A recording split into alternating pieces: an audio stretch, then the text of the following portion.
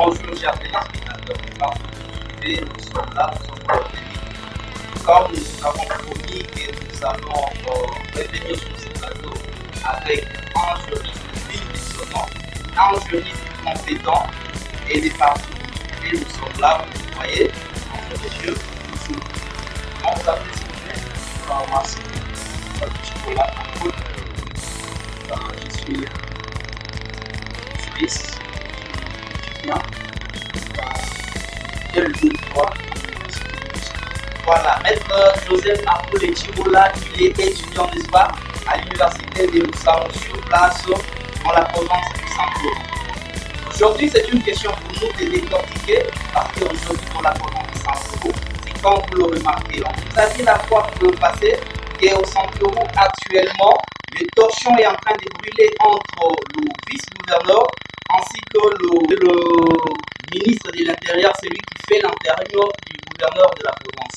Alors, maître Joseph Apoule Chibola, quelles sont vos impressions par rapport à cette situation? Par rapport à cette question, d'abord, je vais d'abord commencer par l'intérim. On dit l'intérim est un remplacement d'une personne par une autre en absence de celle-ci. Et cela inclut les délégations de toutes les tâches confiées à celui-là pour exercer ses pouvoirs à son absence. Et dans les droits constitutionnels, on nous dit, en droit constitutionnel, l'intérim est une disposition généralement prévue par la Constitution pour organiser les cas de vacances, d'empêchement ou d'absence temporaire d'un dirigeant dans l'entente de la désignation ou des remplacements de celui-ci par l'autorité attitrée. Voilà que les cas sous examen ici au Santo. Dans le cadre de l'intérim, nous connaissons que la Constitution ou les lois du pays nous disent les gouverneurs et les vice-gouverneurs sont élus par l'Assemblée provinciale ou les élus provinciaux au sein ou en dehors de l'Assemblée provinciale. Et ils sont investis après 15 jours sur l'ordonnance du président de la République. À ce titre-là, bien que les gouverneurs occupent la préséance, mais ils sont investis sur une même ordonnance. Et ils sont élus sur un même ticket, sans que les vice-gouverneurs n'acceptent d'accompagner les gouverneurs, ne puissent pas accepter de faire un ticket avec les gouverneurs ne seraient pas élus. Alors, dans ces titres-là, les vice-gouverneurs et les remplacements des droits et les remplaçants des droits du gouverneur en cas de son absence. Maître, allons-y un peu lentement parce que là, il y a des gens qui nous suivent de partout. En Europe, aux États-Unis, à Kinshasa, à Canada, en Mouvement, et les gens nous suivent de partout. Et là, vous nous amenez directement dans la profondeur du droit. Et j'ai comme l'impression que vous risquerez, n'est-ce pas, de nous perdre. Ainsi, maître, on voudrait savoir, parce que là, les gens qui nous suivent ne parlent vraiment du droit, n'est-ce pas? Et nous voulons expliquer, je voudrais que vous puissiez expliquer d'une manière terre à terre entre le vice-gouverneur et le ministre de l'Intérieur. Qui a le droit, n'est-ce pas, de rester sur ses fauteuils pendant que l'exécutif provincial n'est plus là? Dans ces cas, nous avons l'intérim, c'est fait des mains.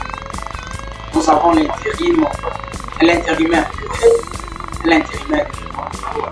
L'intérimaire de fait, c'est lorsque celui des droits n'est pas là. À ce moment-là, celui des faits, celui des droits, allons-y. Dans ces cadres, le vice-gouverneur et l'intérimaire. Et l'intérimaire. Je vais évoquer une disposition, c'est l'article 160 de la loi électorale.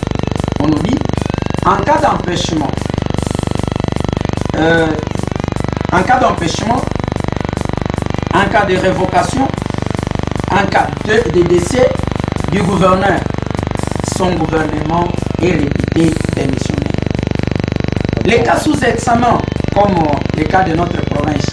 Aujourd'hui, le gouverneur est déjà député national.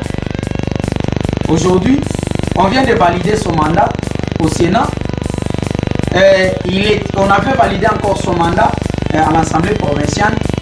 On sous-entend que le gouverneur est empêché définitivement. Et l'article 160 de la loi électorale s'applique. Et le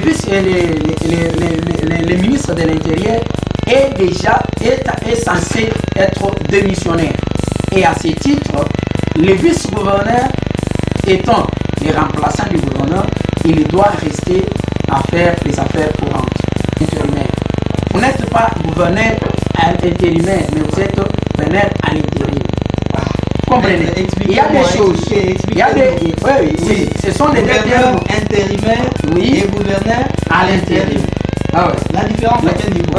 Les gouverneurs intérimaires, c'est lorsque les gouverneurs quittent, ou lorsqu'il y a un empêchement, lorsqu'il y a un décès, lorsqu'il y a une mise en accusation contre les gouverneurs.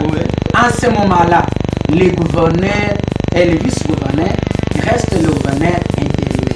Il expédie les affaires courantes. Maintenant, le gouverneur a des intérims. Comprenez? Maintenant, lorsque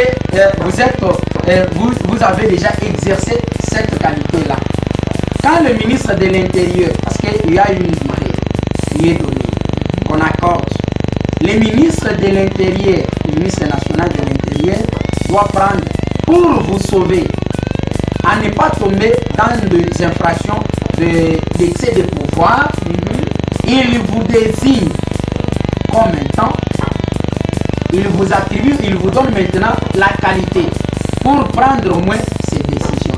Donc, à ce moment-là, on vous donne la qualité de gouverneur à l'intérim. À ce moment-là, vous prenez une décision. Vous pouvez suspendre, vous pouvez au moins révoquer à ce titre, parce que vous avez l'autorité du pouvoir central. Voilà. Parce que les gouverneurs de province... Maître, les juristes ont tendance à beaucoup parler, le temps nous imparti touche à sa fin. Je voudrais savoir quelle est votre position, étant étudiant d'abord, n'est-ce pas, étant scientifique, étant aussi analyste, n'est-ce pas, quelle est votre position par rapport à cette situation qui se passe au Sankoro, pendant que les torchons est en train de brûler au Sankoro. Quelle est votre position par rapport à cette situation? Ma position est que le ministre de l'Intérieur doit laisser quand même place, doit obtempérer aux ordres de son chef. Parce qu'il a été désigné, c'est lorsque c'est sur proposition du gouverneur et vice-gouverneur. Comprenez? Voilà. Ensemble, le gouverneur a demandé au vice-gouverneur, voilà, nous avons 2 ministres. Si dans ton quota, tu dois nous donner 2 ministres. Si je me pose une question, si les ministres de l'Intérieur étaient sortis du quota des vice-gouverneurs, il allait il allait s'opposer à celui, à son mentor, ou bien il allait faire quoi? C'est ça une question. Parce que les ministres sont désignés, c'est lorsque les gouverneurs et les vice-gouverneurs se mettent ensemble avec l'Assemblée provinciale. Et c'est au sein ou en dehors de l'Assemblée provinciale. Voilà. Donc nous comprenons le message de Maître Joseph Akoulé Chibola, étant analyste, étant juriste de formation, un ressortissant, n'est-ce pas, étudiant à l'université de Lusamou, bientôt licencié en droit. Et sa position, n'est-ce pas, vous l'avez suivi par rapport à cette situation qui se passe au Sankoro. Il voudrait et il conseille au ministre de l'Intérieur de pouvoir, n'est-ce pas, laisser quand même ses fauteuils à l'ayant droit qui est le vice-gouverneur. Alors vous qui nous suivez de partout, vous êtes aux États-Unis, vous êtes à Kinshasa, vous êtes à Kananga, vous êtes à Mbujimaï, vous êtes à Lodia, vous êtes à Tchoumé, vous êtes à Kolé, de partout vous nous suivez et mettez quand même vos avis, commentez. N'oubliez pas de liker, n'oubliez pas de partager les liens et n'oubliez pas surtout de vous abonner. Maître Joseph Akoulé Chibola, quel est votre dernier mot? Mon dernier mot est que le ministre de l'Intérieur expédie les affaires courantes. Il n'a même pas droit de faire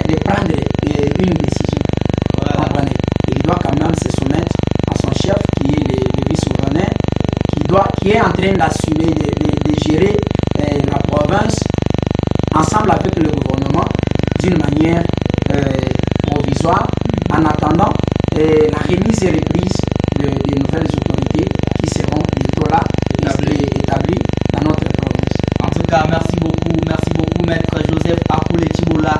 La chaîne YouTube Sankoro TV vous remercie, vous dit sincèrement merci.